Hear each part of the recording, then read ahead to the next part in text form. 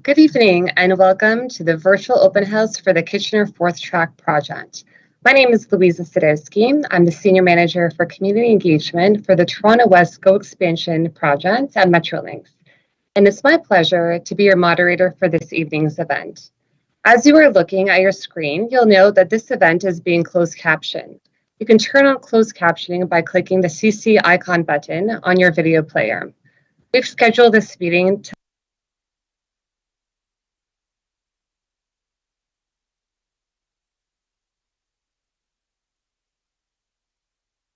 an acknowledgement. So we acknowledge the land we are meeting on is the traditional territory of many nations, including the Mississaugas of the Credit, the Anishinaabe, the Chippewa, and the Haudenosaunee and Wendat peoples, and is now home to many diverse nations, Inuit and Métis people. We also acknowledge that Toronto is covered by Treaty 13 with the Mississaugas of the Credit. We are all treaty people. Many of us have come here as settlers, as immigrants, or involuntarily as part of the transatlantic slave trade in this generation or generations past. We acknowledge the historic and continued impacts of colonization and the need to work towards meaningful reconciliation with the original caretakers of this land.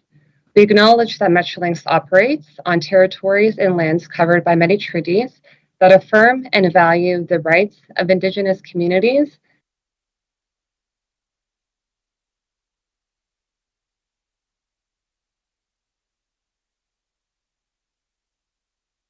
this land.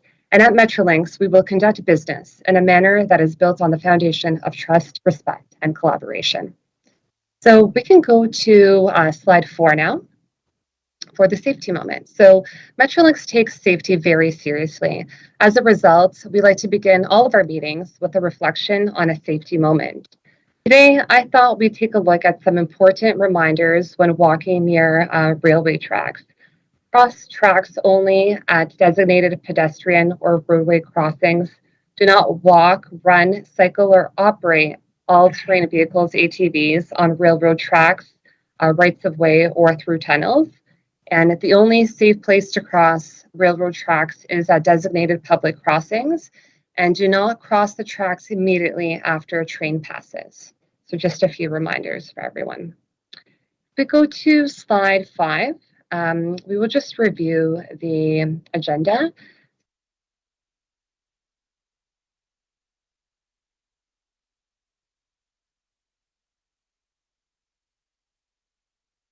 Provide you with a project overview, schedule, what to expect next in the project. Then we'll move into our panel Q&A, and we'll conclude by letting you know how you can get involved in the project and a bit of background on community engagement. So we're all about to move into the presentation portion of tonight's event, but just some quick guidance first. So you'll be able to follow along the presentation on your screen, but you can also click on the presentation materials link below and download it for your later reference. If you scroll down, you will see a number of people have already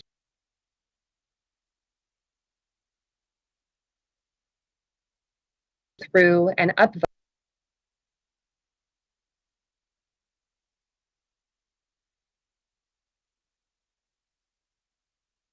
it instead.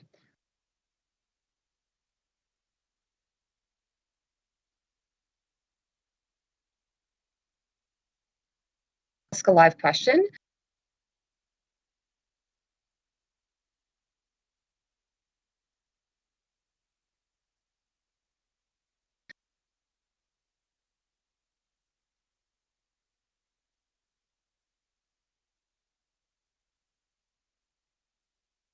So be able to turn on your microphone. So we ask that you only ask one question at a time. You can also write out additional questions on the Metrolinx Engage page. We may not all get to all of your questions during tonight's meeting, but we will respond to all written questions submitted on the Engage page after the meeting is done. Again, if you've just joined us, this meeting is being closed captioned. You can turn on closed captioning by clicking on the CC icon on your video player. So now I'd just like to take an opportunity to introduce your panel for this evening's meeting. So from Metrolinx, we have Christine McNeil. She's the project manager of Go Expansion project delivery. From Grascan, we have Ivan Lau, project manager. And from the City of Toronto, we have Sandra Neal, who is the senior project coordinator in the capital projects group from the Parks, Forestry, and Recreation Department. So if we go to slides 6 and 7, I will just provide a Go Expansion program overview. So on the next slide, you'll see that the Go Expansion program will enable all-day two-way 15-minute service and will offer more trips, faster travel, higher frequency, more capacity. It will reduce congestion. It will create more jobs. It will save taxpayers money and increase overall ridership. So it is projected that by year 2055, the annual ridership will exceed 200 million. And if we go to the next slide, I will now turn it over to Ivan from Grascan to walk us through the Kitchener Fourth Track project overview and schedule, and then we will open up the panel to answer all of your questions.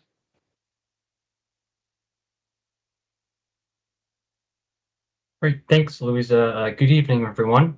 So I'll be walking us through the overview of the Kitchener Fourth Track project and what to expect next.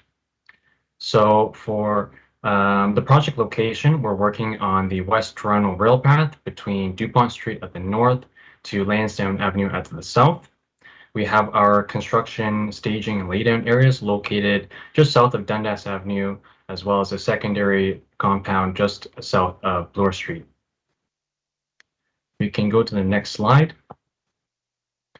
This is an overview of the entire project. It's basically split up into two major components. There's the work that's happening inside the Kitchener rail corridor, and this includes building a new 2.5-kilometer section of Fourth Track, which will be installed between Lansdowne and Dupont on the east side of the existing rail corridor. So associated with this is grading and drainage work, as well as retaining walls, noise walls, and high security fencing. The second component is the off-corridor work, or the work that's going to take place on the rail path itself. And this includes a realignment of the path from Wallace Avenue to just south of Bloor Street West, which is about 675-meter section of the pathway. Another component of this work is the shifting of the existing rail bridge at Bloor Street. We're going to have to move it slightly over in order to get it properly aligned with the new track. We'll also be building a new pedestrian tunnel that connects to Bloor GO Station with access from Randolph Avenue, and will be a covered pedestrian pavilion. At Ernest Avenue, we will be building a new community park with 740 meters of new community space. And then throughout the limits of the project will be there'll be extensive landscaping work, including planting new trees, shrubs, grasses, vines, and installing new furniture. So on the next slide, we will go through the project schedule. So we've started with tree clearing work in August, both inside the rail corridor and on the path itself. This is to make room for the new tracks and the new realignment of the rail path. We've also started to remove furniture along the rail path, and this includes bike rings, bollards, and benches. Again, this is to make room for all the work that's upcoming. Inside the rail corridor, we have begun preparing the track bed, grading it for equipment access and also for the track installation. We're also setting up to install noise and retaining walls along the pathway as well. The next major component is the shift of the rail bridge, happening around October or September of this year. And in winter of this year, we will start the construction of the Bloor GO tunnel. And with this work will be a pedestrian diversion, which we will get into in the following slides. In 2023, we will start the track work inside the corridor and also realignment of the rail path. There's a section that's just north of Randolph Avenue. And then in 2024, we will begin the realignment work for the section south of Bloor Street. And then finally, in 2024, in the spring and summer time, we'll begin with the landscaping work. So on the next slide, we will talk a little bit about the pedestrian diversions. So the first phase is the diversion for the construction of the new tunnel connecting Randolph Avenue to the GO station. So we will be closing Ernest Avenue up to Bloor Street West and diverting pedestrians and cyclists around this area onto Ernest or Bloor and onto Perth and then back onto the path. So this is starting late this year. It's going to take about 1 year in duration. Phase 2 on the next slide is for the realignment of the section of path that's between Ernest Avenue and Wallace Avenue. This is for the new park construction as well. And here we will detour pedestrians and cyclists onto Wallace or Ernest Avenue, onto Perth, and then back onto the path. And this will be happening in 2023 with a duration of about 1 year. And on the next slide for phase 3, this is for the realignment work just south of Bloor. We'll be realigning the path, and we'll be routing people from Dundas onto Sterling Road, back onto Bloor Street, and then onto the rail path. This will be in early 2024. However, the first upcoming closure will be for the bridge shift. It will be a similar closure, similar detour. However, there won't be any access through the Bloor Street Bridge currently. There'll be no access through the stairs or underneath the bridges on Bloor Street. So we will have all the appropriate signage in place and provide warning to the community before this work happens. So if we can move to the next slide. So in terms of what to expect next, you might have seen, if you've been on the path this week, that quite a number of trees have been removed. We're going to continue with this tree clearing work. We're hoping to have all the stumps removed by the end of next week, hopefully.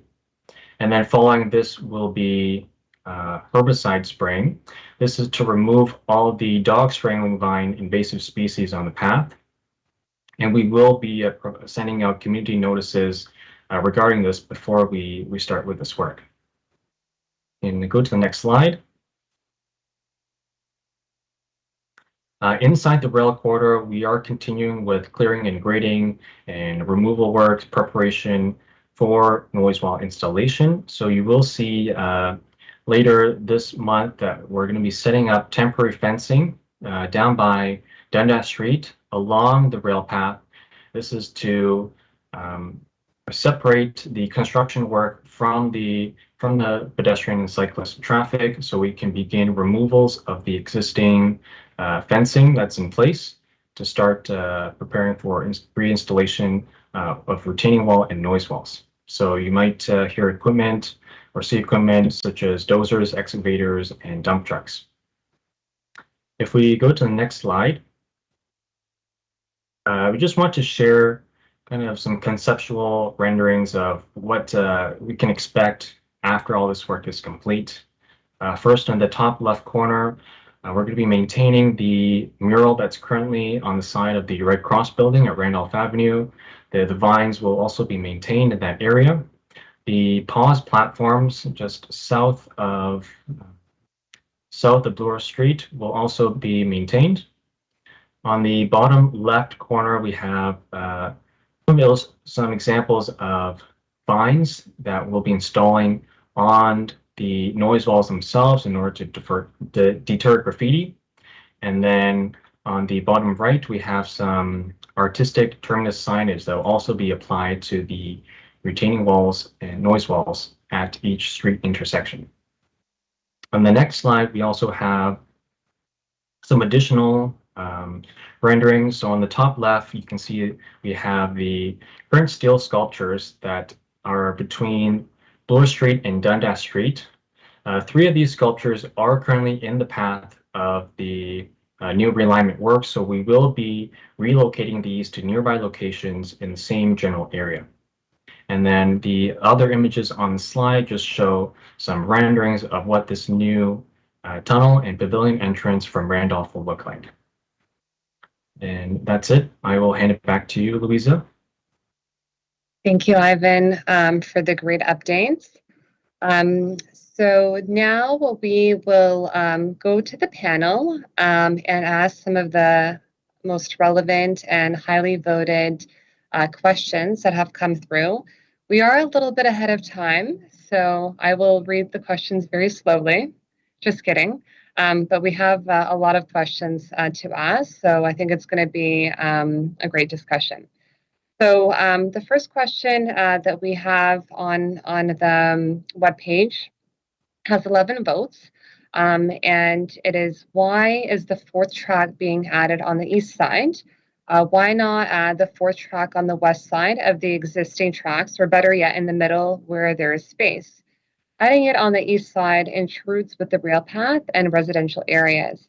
It seems it would be much better if the fourth track was added to the other side of the rail corridor. So I will turn it over to Christine to provide some insight for that question. Okay, thanks, Louisa.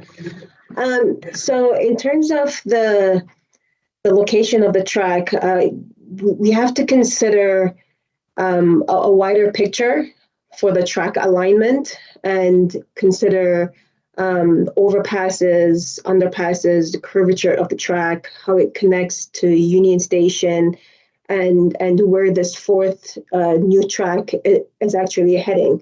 So in terms of existing spaces in the middle or to the west side of where it's proposed now, it's not feasible in terms of the overall alignment of the track, and this there's a lot of planning that goes into this, and it's been in design for over 10 years now. We've done all these studies, and this is the last segment of new track to complete this fourth track portion, because we've already installed a segment of the fourth track further up the line between Rogers all the way up to Bramley. So we understand the concern with the proximity of the track closer to the neighborhood, and we have proposed putting in, well, not proposed, we are putting in noise barriers in some areas. We have retaining walls. We have put thought into this, and this was the best way forward for the location of the track. I hope that answers the question. Thank you. So I just refreshed my page, and I see that another question that has a lot of votes is around the Dundas West Bloor connection. So the question is, how much longer until you build the tunnel that will connect Bloor with Dundas West Station on Line 2? And I'm happy to take this one on. So Metrolinx will be creating a tunnel extension connecting Bloor Station to Dundas West TTC Station, providing a seamless connection for pedestrians between these two transit points. Now, the tunnel will also connect the Crossways residential and commercial complex through the underground parking structure. The project is currently in the last stages of design, and procurement is expected to start next year.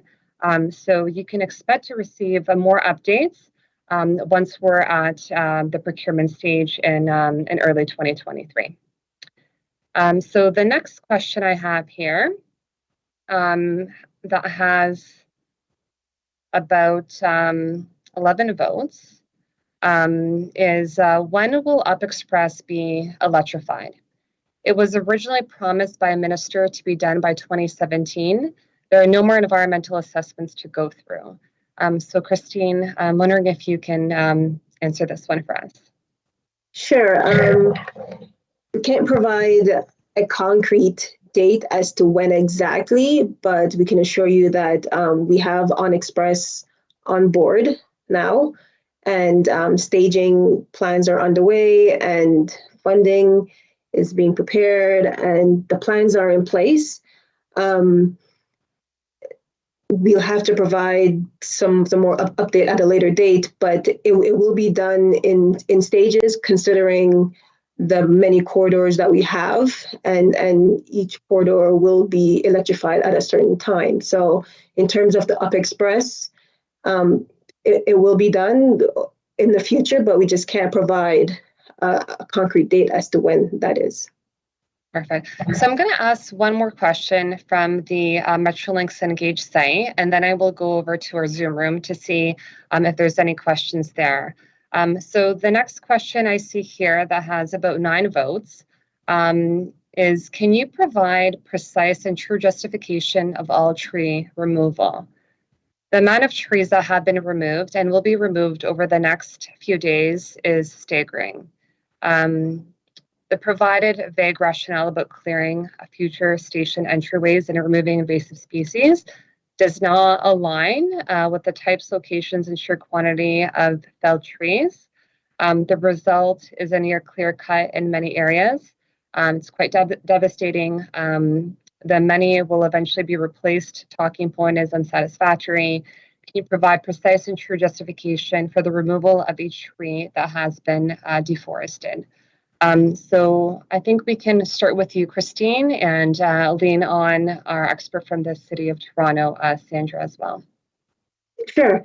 So we can show you that the design went through rigorous reviews with the city, and we ensure that only trees that were absolutely necessary to be impacted were removed, right? So only a portion of the rail path will be realigned, and the trees that are impacted in that section were removed, or if it could be protected, it was protected.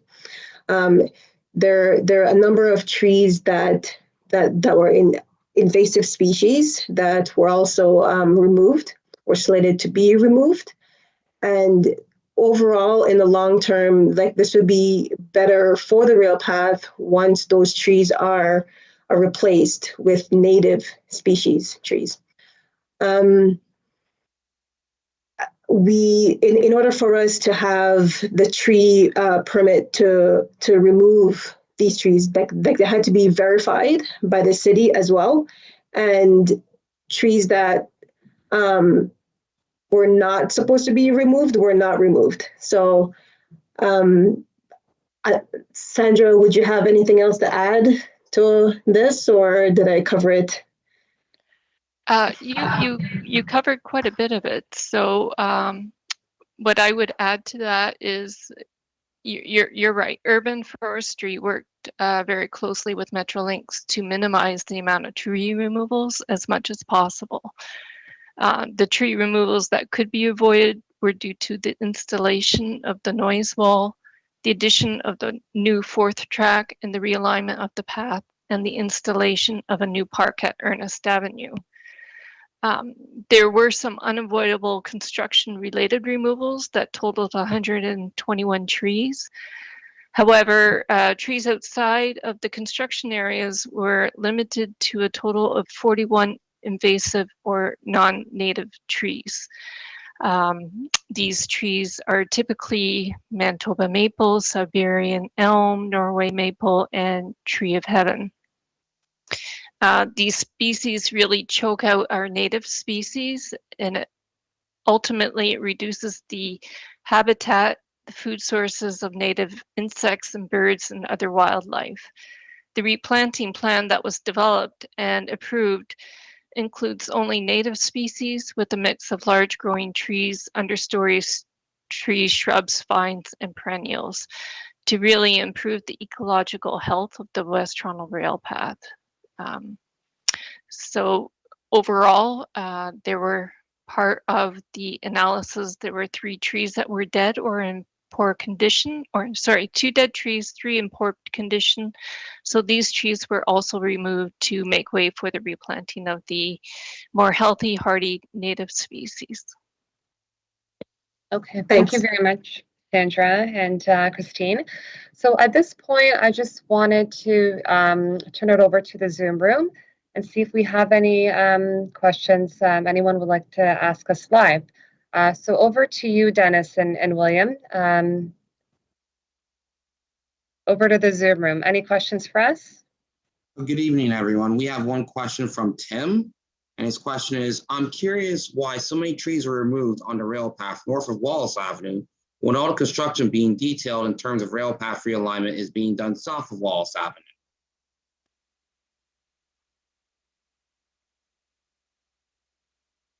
Thank you, I can Tim. take that one. Go ahead, Christine. So north of Wallace Avenue, there's work that we're doing at the street connection to the rail path. We're adding concrete pavers to those intersections, and the trees that were impacted for those areas were removed. Correct? Yes. It's not a part of the actual realignment. It's a part of the upgrade to those intersections. And if we have a noise wall going in and it's in conflict with the noise wall construction, then those trees are impacted. Okay, thank you, Christine. So going back to the Metrolinx Engage page, I see another question here with 7 votes. So what is your replanting plan for the north side of the rail path? There's been significant tree removal in an area where tree cover is already limited. How will you replant the trail beyond the bushes? Christine? So I think Sandra touched on this on the other question. Like there's a mix of taller big trees and understory trees. It's not just shrubs that are going in. Sandra, would you have some more to add? Yes, it kind of piggybacks onto the previous question, but the Metrolinx will be planting 109 trees as part of the rail path replanting plan, plus many shrubs, grasses, vines, and perennials. These trees will provide consistent shade and other benefits to the area. The replanting plan consists exclusively of native species that will create habitat and support our native insects, migratory and breeding birds, and other wildlife. As a large number of these trees are being removed, are non-native and invasive species. The replanting plan of native species will help to improve the health and biodiversity of the West Toronto Rail Path. A mix of the large growing trees, smaller understory trees, shrubs, perennials, vines, and undercover species have been selected to create a more diverse ecosystem that will provide this habitat and food source for wildlife. But you might note that the number of removals is greater than the number of replacement plantings, and this is really because the West Toronto Rail Path occupies significant space, and while the proposed tree plantings require adequate soil volume, they are subject to rail corridor setback requirements, and providing adequate space between each tree will ultimately give these trees and other vegetation proper room to grow and will reduce resource competition. The increased soil volume available to each tree greatly increases the success and rate of growth, as does the increased access to light, water, and nutrients for these trees. I know Metrolinx has brought on Scott Torrance, who's the landscape architect consultant from Fork, to complete the landscape design, primarily because of their history and knowledge of the West Toronto Rail Path, dating back from 2007. But Scott and Fork are also involved in the design of the West Toronto Rail Path extensions. So the replanting plan is really a conscious effort and a design that should carry through for the entire length of the West Toronto Rail Path. I hope that answers your question. Thank you, Sandra. So I see we have a few more questions in the Zoom room from Amanda, Paulina, and Mira. So over to you, Dennis, for those.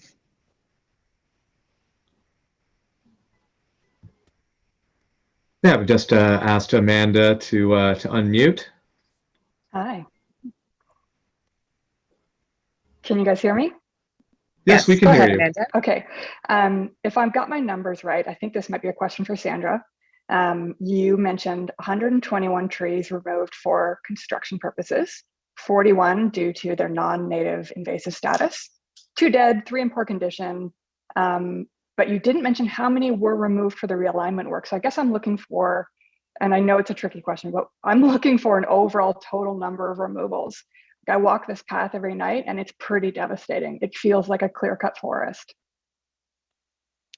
Thank you for your question. I can break down those numbers for you if you like.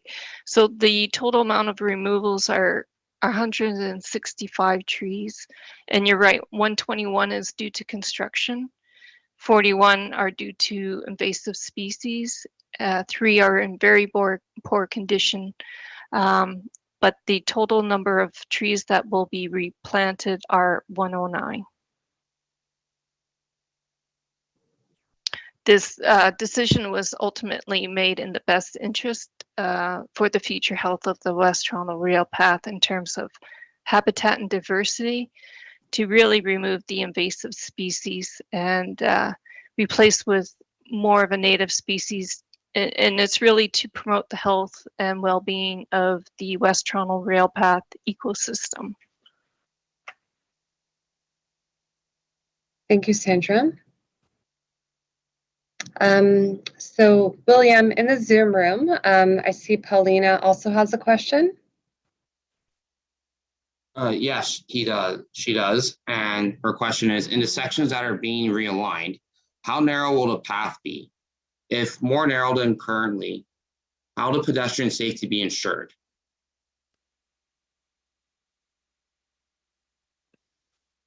Thank you. Christine? So the most narrow section would be 3.4 meters. And there will be a clear enough path, like the path will be safe and large enough. Like the city standard for the path width is 3 meters, and it will be more than that.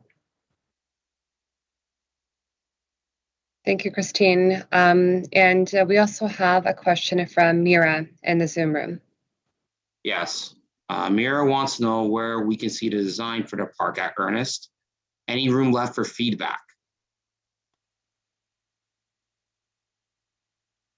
Christine?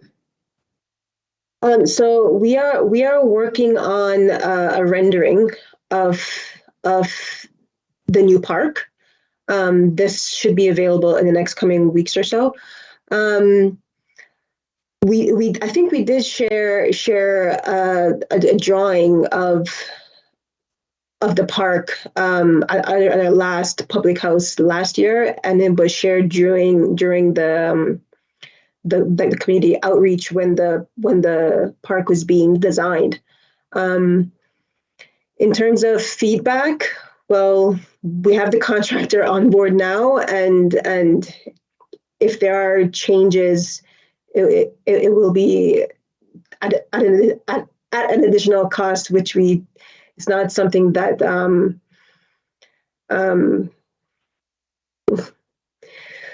is not something that we want to do at this point. But I think you could send the concerns to Toronto West, and we'll take it from there and see how we can work with them. Absolutely. And that's a great segue back to me, Christine. Thank you. So for anyone that has any feedback or has any further questions on this project, please feel free to email our team at torontowest@metrolinx.com. And that leads me to the next question on Metrolinx Engage, just around information. So this question has 6 votes. And here it goes. The closures for rail path and access will be changing and confusing. RailPath and the station are used by people outside of the community who travel to it. True. How will people get timely information, and how come Metrolinx doesn't make use of Facebook, which has busy community groups that reflect the area? Most people are not on Twitter. So I'm happy to take this on for Scott. That's who asked the question. So Metrolinx has a comprehensive comms plan to ensure that the West Toronto Rail Path users are informed about the pedestrian detours. And in addition to social media and Twitter and our website updates, our community engagement team sends out notices to the people that live adjacent. But we also do a lot of canvassing and pop-ups and community events on site to let people know what's going on. We're also going to be putting a lot more signage up. We'll be doing some on-site activations leading up to and the day of all the detours. Our team was recently walking along the rail path at various times during the day, just to let everyone know what's coming and what is going on right now. And we'll be doing a lot of that, especially whenever there are significant changes, to be there, to be able to answer questions, to hand out flyers. And the signage will help as well, because all of our contact information will be there. So, you'll have our phone number, 416-202-6911, and you'll have our email, torontowest@metrolinx.com, where you can follow up if you have any questions. We do make use of other social media as well. I do appreciate the feedback. If we can get some more information out on some of our other channels, we'll work on that as well. We also write blogs to inform people of what's going on our project and to provide updates. So anyone that is not yet subscribed to the Metrolinx news blog, I encourage you to do so. And there's a variety of channels to get information from our team. Great slide to bring up there, just around all of the different avenues where you can reach us here. We also have a weekly newsletter that we send out for the Toronto West region. That gets sent out every Friday and includes updates on the whole region and especially this area. So even if you're a RailPath user like myself, but you don't live in the area, you'll be able to get up-to-date information through our e-newsletter every week, through the project website, metrolinx.com/Kitchener. And of course, the people that live in the area will get the Canada Post mail drops for any sort of construction notices. But in addition to those mail drops, like I said, we have a team that is on the ground, that is speaking to people on a regular basis. We try and get out into that community at least every single week, just to talk to new people, because we can't predict when someone's going to go for a walk, go for a run, or go for a bike ride.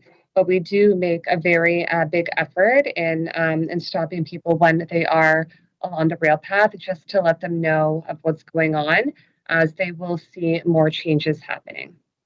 Hopefully that answers a bit of your question.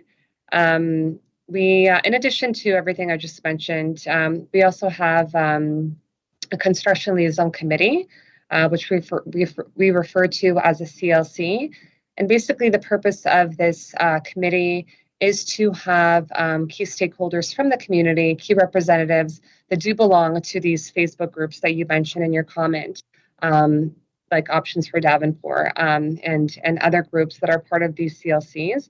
And they're responsible to cascade the information to the rest of the community through these Facebook groups that we're not always privy to. So that's another great avenue. And yeah, like I said, more signage will be also very, very helpful to let everybody know of what's going on. So the next question I have on Metrolinx Engage is around bike share. So this question is for the City of Toronto, Sandra. There's been a lot of talk on Twitter that the bike share has been removed, and some users of the GO station use it to complete their commutes every day. Will there be temporary locations? The short answer, the short answer to that would be yes. The bike share that was currently located just north of the Bloor Street Bridge has now been relocated to the northwest corner of Randolph and Perth. Bike share has really looked at locating this asset within 250 meters of the West Toronto rail path. So the location was really determined with the pedestrian diversion routes, taking that into consideration. But it is now located at the northwest corner of Randolph and Perth Avenue. Thank you, Sandra. The next question I have here with 5 votes is around proper barriers. So what will be done to provide a proper barrier from the new rail? Given the close proximity of the train and the rail path, will a noise barrier wall be installed? What protective measures will this provide, and how will it be designed? Height, look, etc. Also, what type of planting or other form of aesthetic improvements will be implemented to entrance to enhance the visual appeal of this barrier, as well as replace the previous vegetation that has now been removed? Christine? Yeah, I'll take that one. So in terms of the proper barrier from the rail path, the entire right-of-way will be protected. So there will either be noise barriers or retaining wall slash clear view fence type barrier separating the rail path from the right-of-way. In terms and there's existing noise walls along the rail path right now, so it will be similar height, similar look. In terms of the visual appeal, we are putting vines in front of the noise barriers to deflect graffiti, and it will add that lush green feel once it's fully grown. And in some other areas, we'll have a mixture of shrubs, understory trees, like there'll be a mix. So the tree planting plan does cover what will happen beside the new noise walls, like once they go in. Yeah, I'm not sure if I'm missing anything else. Yeah, I think that's it. Thanks, Christine. Okay. Another question I have is just around minimizing noise during construction. So this may be one for you, Ivan. Your long-awaited wait to respond. So what is being done to minimize the noise during construction? With the 4th track encroaching even closer to residents between Wallace and Bloor, we are reminded of surprise midnight awakening, a result of tamping.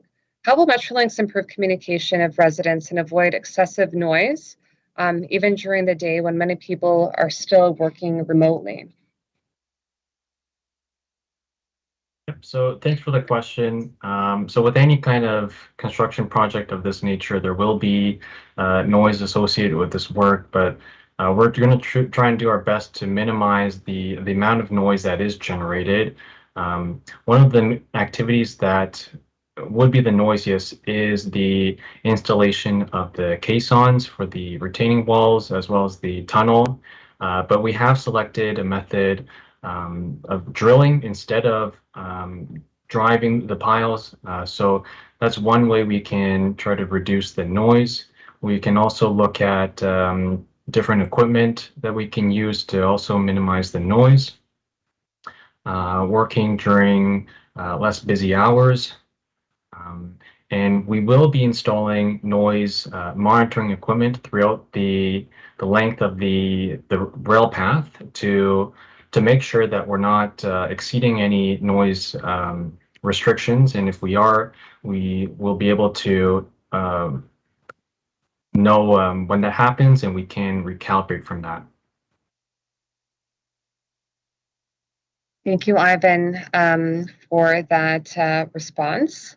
Another question I have here, and now we're getting to some of the questions with fewer votes.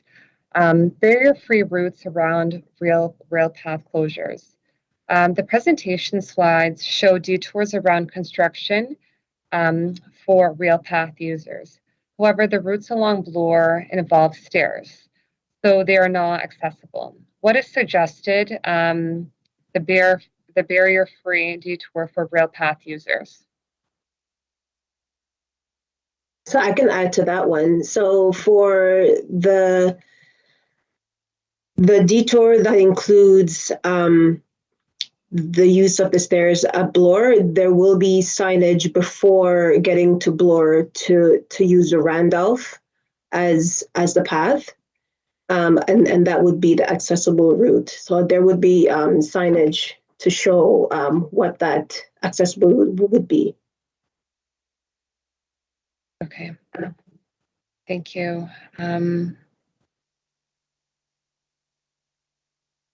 So another question I have is, when will the rail path entrance to trains be closed? Will you post notifications in advance? Recently, the trail has been closed in sections without little notice. So the short answer is that we will always provide notifications in advance through many different channels that I mentioned before. We'll include it in our weekly newsletter. So I encourage everyone to subscribe to that. We'll post the construction notices right on our project website. We will be delivering them to the area.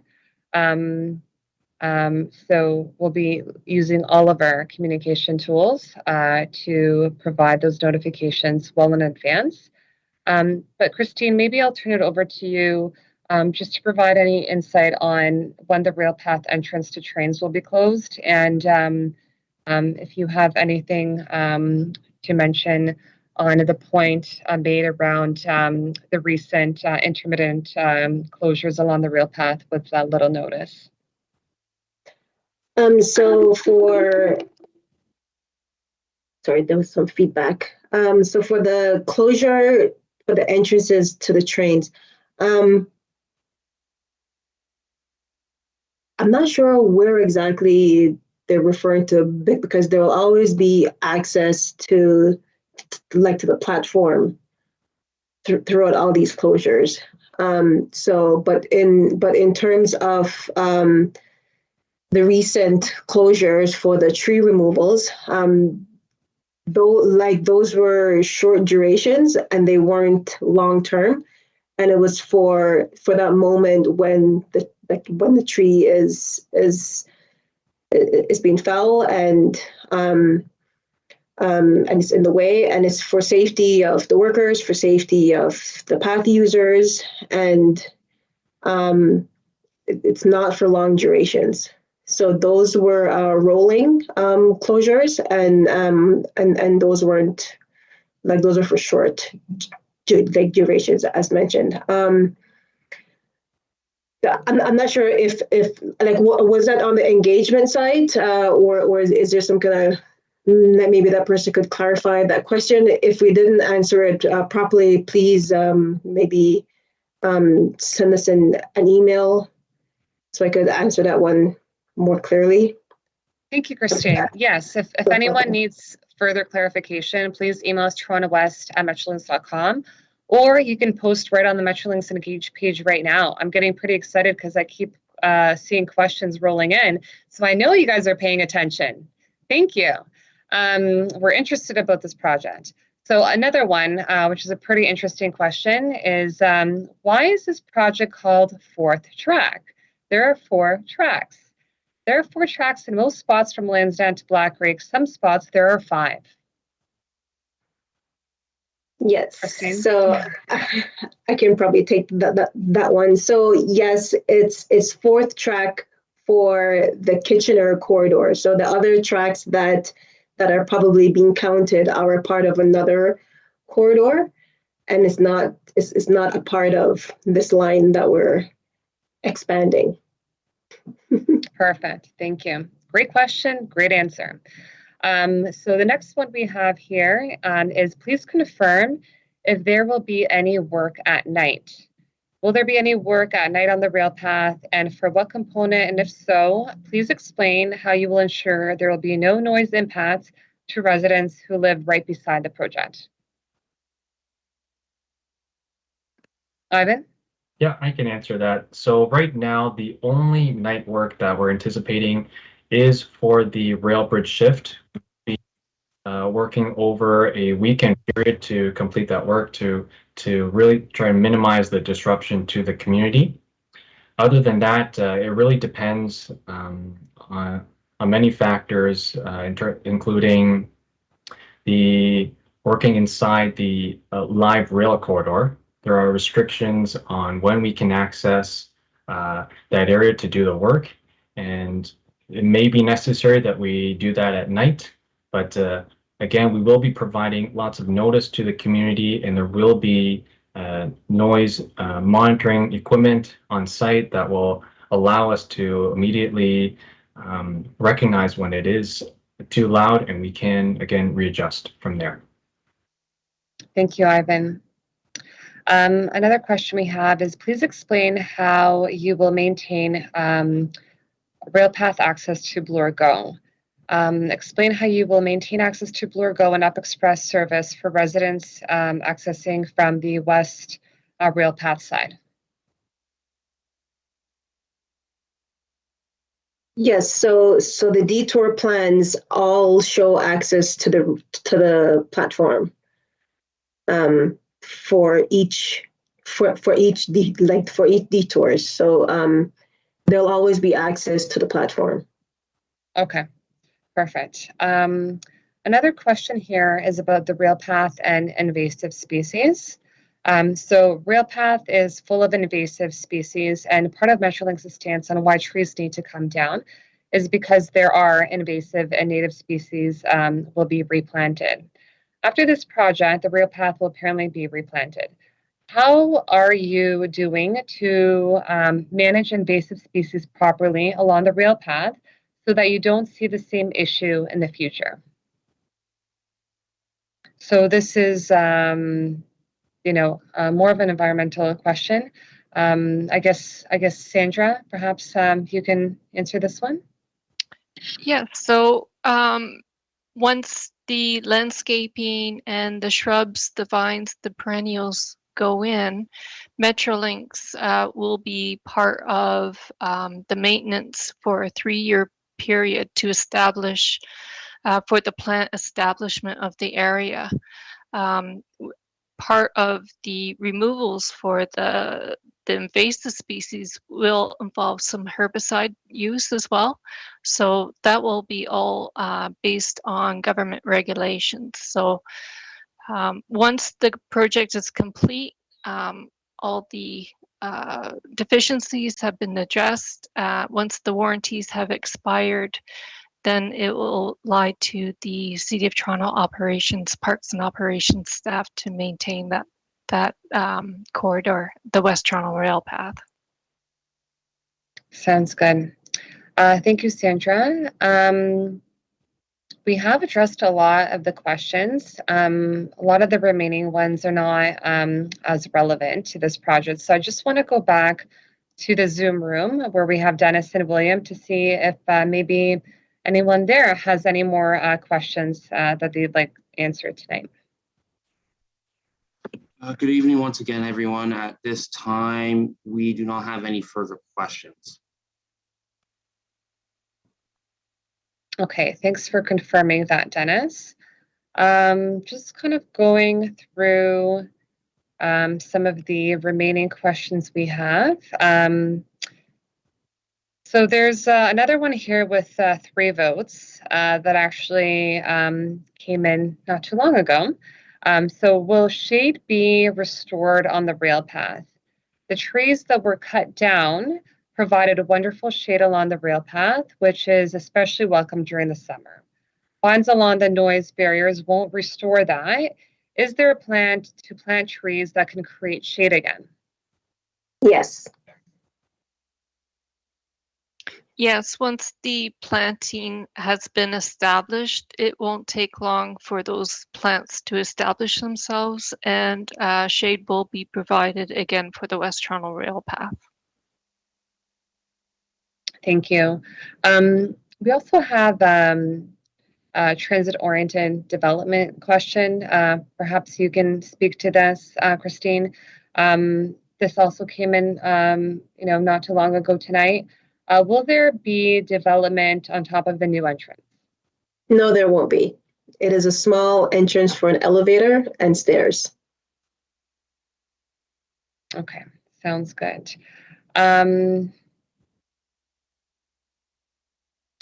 So there are some other questions that aren't really related to the project, just kind of focusing around weekend and holiday service, express bus routes.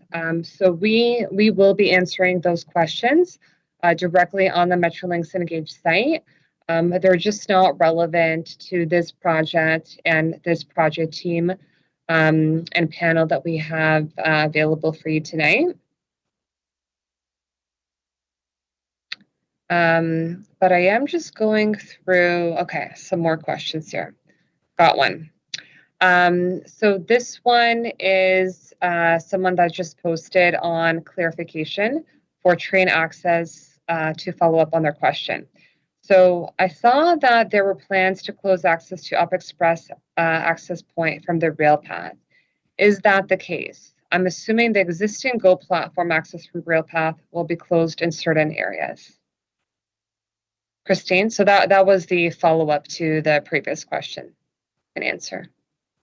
Sorry, can you repeat that one? Yeah. I'm trying to find it. Yeah. So I saw that there were plans to close access to Up Express access point from the rail path. Is that the case? I'm assuming the existing GO platform access from the rail path will be closed in certain areas. Yes, it will be closed in certain areas, but there will always be access to the platform from the rail path side. Okay, thank you. Yes. Next question. What type of train traffic and speeds are expected on this new track? So this section of track is a class 4, which is upwards of I believe 85 miles an hour type speed, but we do have the station, so the trains do slow down to stop. That's the current design for the tracks here. Okay, thank you. It's kind of interesting to see how my background keeps getting darker, right? It'll be interesting to watch the replay after to see how it just sadly gets darker and darker as the night progresses. So the next question I have here is around the safety of trains close to residents. So what study standards have been concluded that residents are safe in the event of a train derailment on this new track? Christine? Sorry, can you repeat that? So this question is just around the general safety of trains being close to the residential properties. What studies or standards have concluded that the residences are safe in the event of a train derailment on the new track? I'll have to take that one back. I don't have the expertise to respond to that one right now.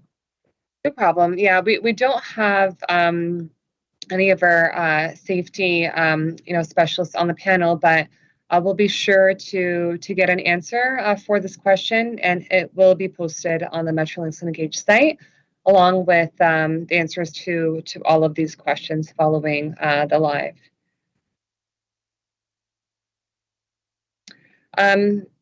So I see that there's another question here posted about half an hour ago. So I'm going to go ahead and read it. So the Milton single track and future second track exists on the west side and branch westwards at the West Toronto grade separation. The space on the west side is allocated for the second track. A new Weston sub-Kitchener track on the west side would need to cross the Milton track to continue onwards. Further, all other tracks would need to shift eastwards to fit through the grade separation. There's also no platform that would serve an additional single Kitchener track. The new track also utilizes a historical track location and dedicated over and under road spans north and south of the project location. In short, it will have been considered, but will have been quickly ruled out for the above and many, many reasons. I think someone sort of answered that question that was asked earlier. Okay, so we have some experts on our page here, or maybe folks from Metrolinx are listening in and providing their comments. Another question I have here is not so much related to this project, so perhaps it's another one that we answer through the Metrolinx Engage site, but I will read it to see if maybe you have any insight to share, Christine. When will Via Rail be permitted to stop at Weston? Do you know? Via has asked to stop their London trains in Weston since 2015. It would decrease travel time by an hour from Pearson for patrons in London, St. Mary, Stratford, Kitchener, and Georgetown. GO vehicles do not operate on weekends and holidays and are therefore not always an option. The original excuse was that Via could not be accommodated within the up 15-minute schedule. Now that up is not 15 minutes, Via can fit. Please advise. So that's something I think we're going to have to follow up with our planning folks. Yeah. Just in terms of those types of scheduling and planning conflicts. So we'll be sure to post that on the site. I wanted to turn it back to the Zoom room to see if anyone has any other questions they'd like to ask the panel tonight. Hi there, everybody. Currently at this time, we don't have any other upcoming questions. Just a second here. We seem to have a question from Indra Lipins. And I'll just pull this up right now. Not sure if this was addressed already. Wondering if and when the rail path will be closed. This affects many commuters who rely on it as relief from all the construction along Dundas.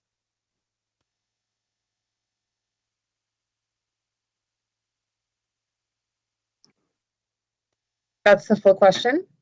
Yes, and when will that information be posted as well? That's a question. Yeah, so I think Christine touched on this before. Did you want to repeat that response, Christine? So when will the rail path be closed? It'll be closed in sections for the pedestrian diversions, and in terms of the ad hoc closures of the rail path for the trees that are being removed, those are rolling closures and they're short term, just for that period of time to safely have the tree fall and safely removed. In terms of the pedestrian diversions, those are in the presentation. There are 3 different stages of them and different durations, and I refer to the presentation for those diversions. There'll be one as early as later this year, and then the other one will be next year, and then the last one will be in 2024. and there'll be the closure of the Bloor Bridge for 1 weekend, and that is to shift the rail bridge. And those are the closures that I have in mind. But the notices will be sent out. There'll be mail drops. There'll be sufficient notice to the residents when those closures are coming up. Thank you, Christine. Just want to We have add to one that. more question in the Zoom room. Go ahead, Dennis. Hold on, Ivan wanted to add some more. Oh, Yeah, go ahead, sorry, I just Ivan. want to add that we did go over the closures in the presentation, so that is available online if you wanted to download a copy and go through and see which sections are closed, how long it's closed for, and where they are. Perfect. Yeah, always a great reference to go back to that Engage page, as well as our project. We'll have all of that information. All right. This question from the Zoom room. Apologies, Louisa. From Paulina once again, just about the stats mentioned at the beginning of the session. Curious about how you got to that number, 200 M a year. How much of the line is being used now?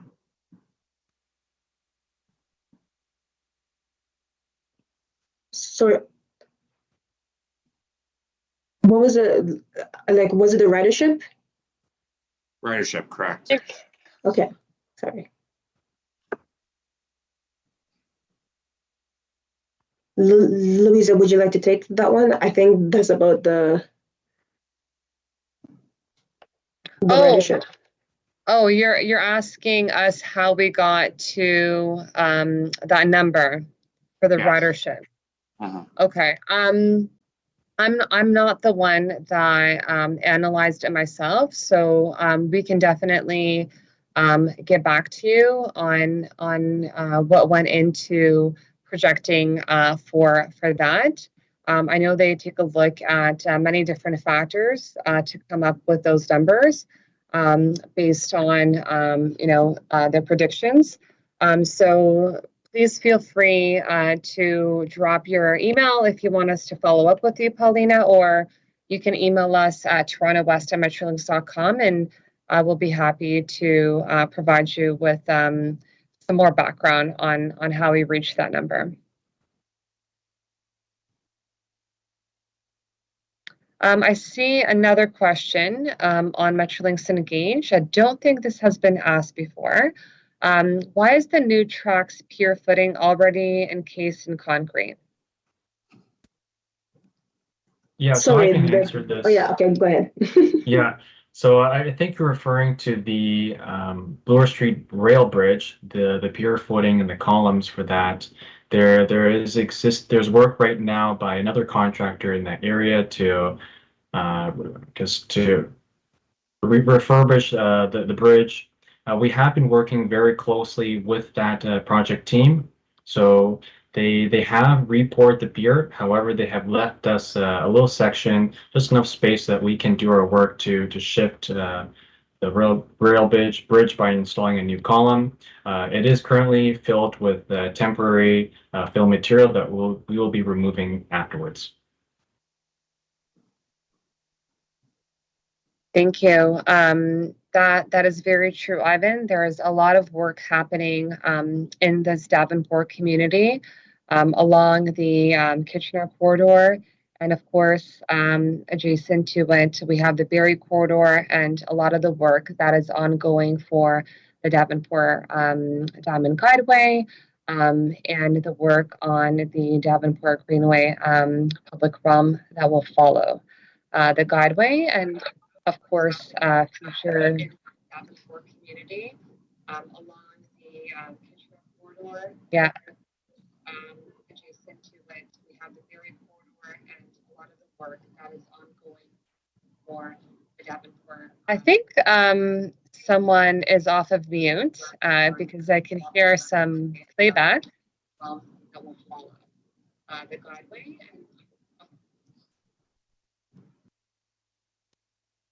It's always lovely hearing myself speak. So I'm just going to do another scan of questions. I don't see any new ones yet. Happy to do another scan. If there's any other sort of pressing questions for the panel, please feel free to post it on the Engage site. I see another one. Okay. So currently, we only have part of the platform with Canopy. Will this project also install Canopy for the full length of the platform? No, it will not. We are focused on the rail path, the realignment, the new pedestrian tunnel, and pavilion only, plus the new rail track. But we're not having any platform work. No. Thank you. And I think we have another question in Zoom. All right, from Scott, Scott. I'm going to ask you to, I'm going to unmute you and you will have you ask your question. Hello. Can everyone hear me? Of course. Hey, Scott, how are you? Good, thank you. The one thing that you haven't mentioned at all during this, and I think it's important for people to be aware of, how does this connect with the expansion of RailPath itself? How does this project connect to something that, you know, a couple 100,000 people have been waiting for 10 years and are very excited about? So could you maybe explain that for people who might not be aware? Mm-hmm. So that's the next stage after the installation of the fourth track, which will be the extension of the rail path. Christine, can you provide some more insight on that feature? So there is another project after us to extend the West Toronto rail path south of where we are, from Dundas, I believe, to I'm not sure what the limits are, but that is coming up next, and then it will connect at Dundas, where we are stopping. So the rail path on a whole will look different in a couple of years. So this is just the first segment of that upgrade.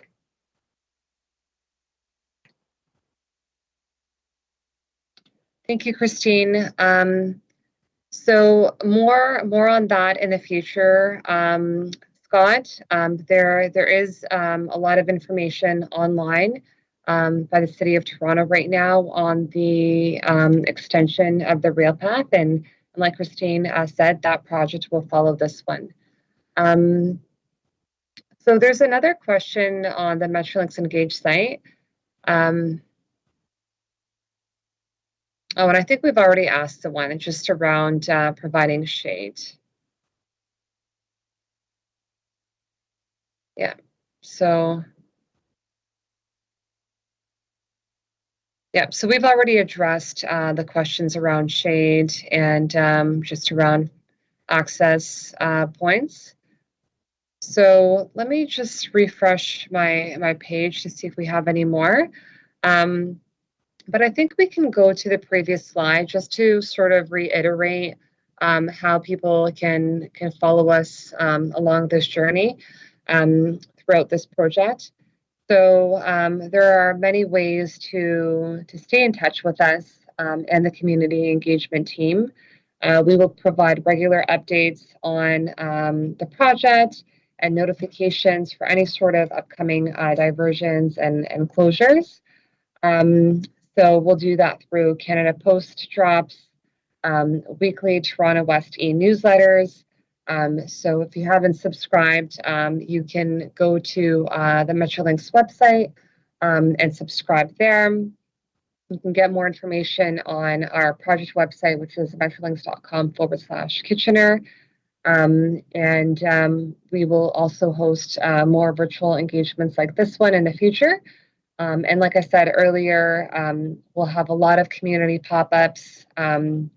If you are active in the community and you have a big event that you're organizing, please call us, please email us and let us know about the opportunity so that we can come out and let people know about some of these project updates. We're eager to be on the ground and to get out to as many events as possible. We understand that everyone has a different preference in how they like to receive information, which is why we have several channels to communicate all of our updates. Like I said, community pop-ups, canvassing. We are working on some more signage that we will be putting along the rail path. This will be especially helpful for all of the rail path users that don't necessarily live adjacent to the rail path, like we've heard from a lot of you. And again, a reminder of our Toronto West phone number and email, where you can reach out to us for any sort of information, questions, or updates. And that again is 416-202-6911. And our email is torontowest@metrolinx.com. We also have a Go Expansion Twitter that is dedicated to updates on the Go Expansion program. So that's where you'll find updates on this project, on RailPath. Anytime we have something new to share on the TTC connection with Bloor, any of our projects across the regions that have to do with Go Expansion. And that's across the whole GTHA and not just limited to Toronto. And then, of course, we have our own Metrolinx news blog, where we post a lot of updates on our projects, including this one. We highlight some great photos and renderings, and include videos as well. So highly encourage you to subscribe to that and our newsletter so that you get information right to your inbox every week and you are up to date on everything that we have going on. So I'm just going to turn it back to the Zoom room to see if there's any other questions. If not, we will be wrapping up soon, as I think we've covered the majority of the questions tonight. At this time, there are no present questions in the Zoom room. Okay, great. So this does bring us to the end of our Q&A. Just want to thank everyone for tuning in and listening to our presentation and being so involved in this project and all of your thoughtful questions. We understand how passionate everyone is about this project and about the rail path. It is a great rail path in our city, and we hope that this project is successful and does provide an overall benefit for everyone in Toronto and across the region. Like I said before, we will be posting all of the answers to the questions on Metrolinx Engage, and you'll be able to replay this video and download the presentation. Like Ivan said, great to reference in terms of any sort of future diversions and what's going on. But if you need any clarification, like I said, you can always reach out to our Toronto West Community Engagement team. And if you have any opportunities for us to be out in the community, we'd love to collaborate with you. We'd love to come out, and we're available for more presentations in the community. And you'll be seeing a lot of us along the rail path in the future. So again, I just wanted to thank everyone for joining. I wanted to thank the whole panel for your time and your insights and your thoughtful responses to everyone's questions. So again, thank you for joining us. Please stay safe and enjoy the rest of your evening.